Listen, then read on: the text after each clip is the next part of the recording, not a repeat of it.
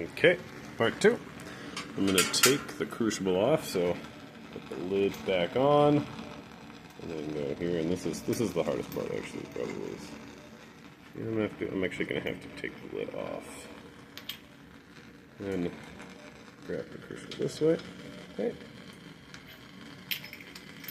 And we're going to let it cool for a little bit here.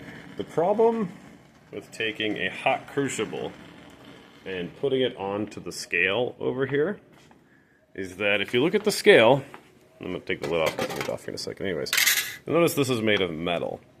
And what happens with metal, when you make it hot, is it tends to expand. So, I could probably put a piece of paper on there, and as long as it's not hot enough that it burns the piece of paper, it should be kind of an insulation to stuff. Because if the metal expands, the scale that goes to the thousandths is going to be sensitive enough to pick up a small change in heat.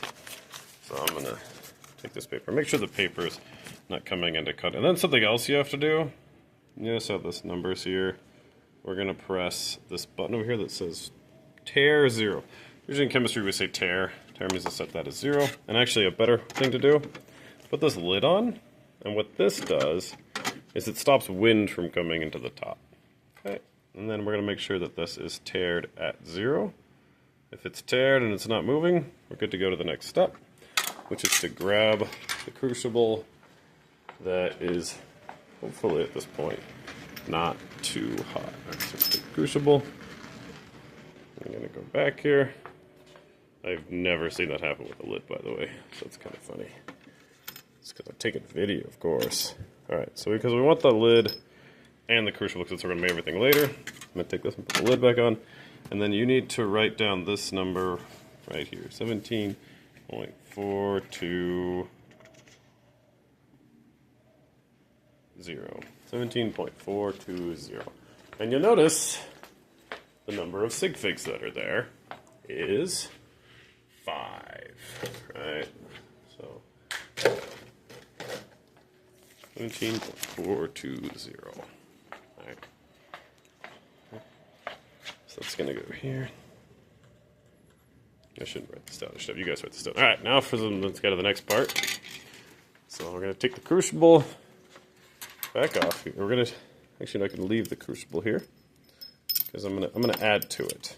All right, and I want to add to it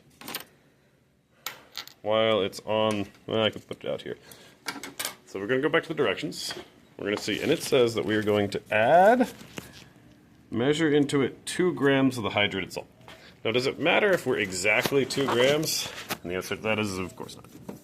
It would be, what matters today is the percentage of the mass is equal to those 2 grams. So I'm going to set on the scale here. Let's see if you can see. Oh, that's great. You can see everything. So now, what I've got here is I've got the hydrated salt.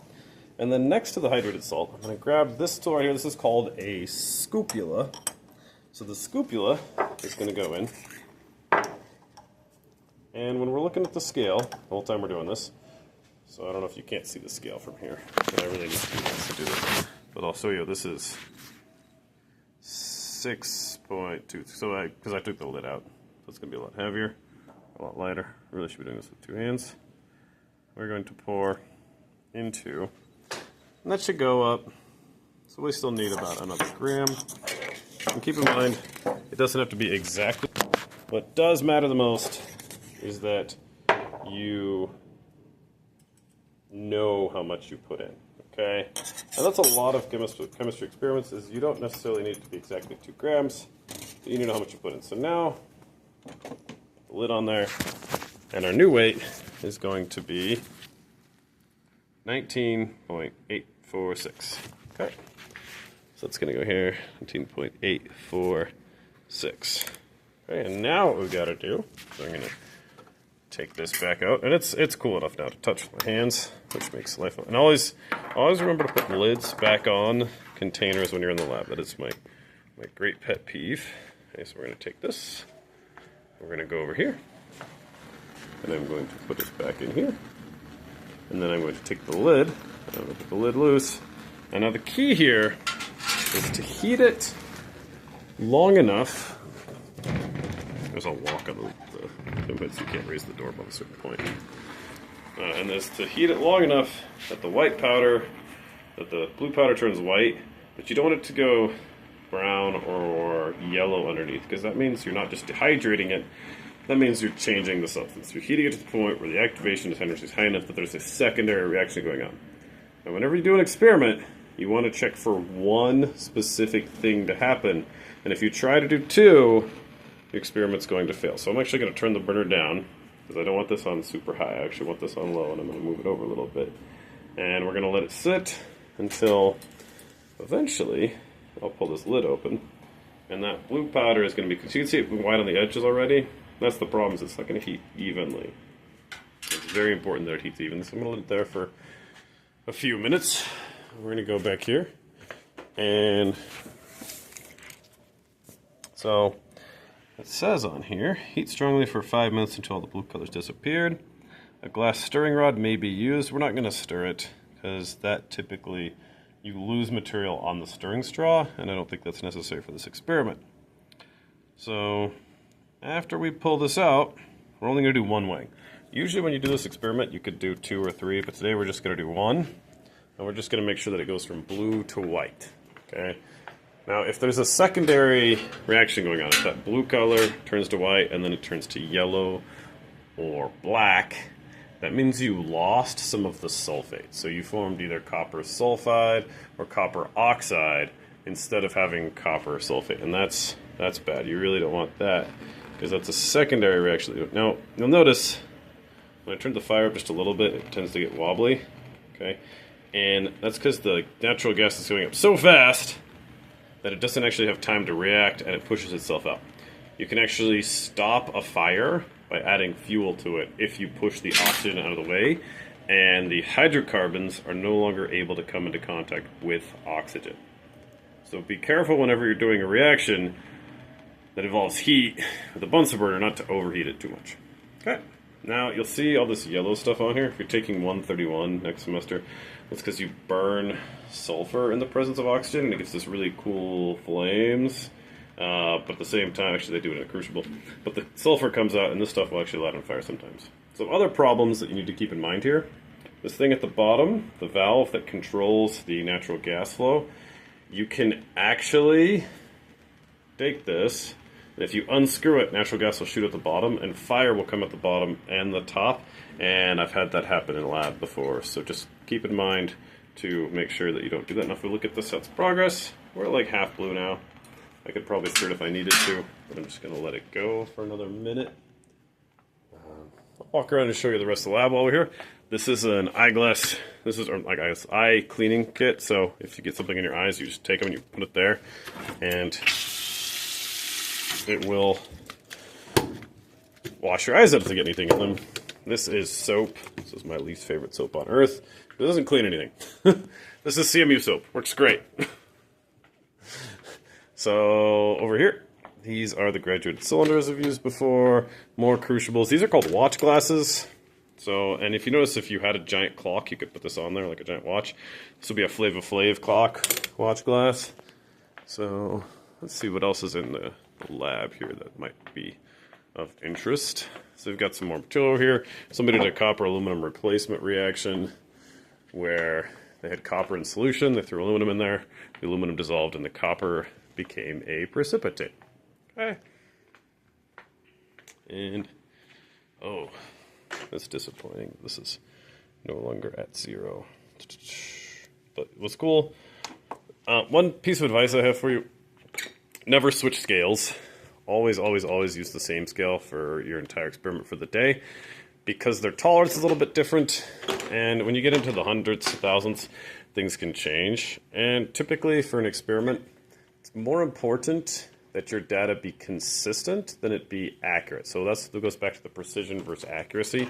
If your data is always the same, but it's off by 0.005, that doesn't change any of your data, because most things are a ratio, or you're measuring the change of something versus actual precision. Now, if you're trying to be accurate to the number, you want to make sure that the scale you have is the best one you got, and you can pay more for fancy ones that have something like this.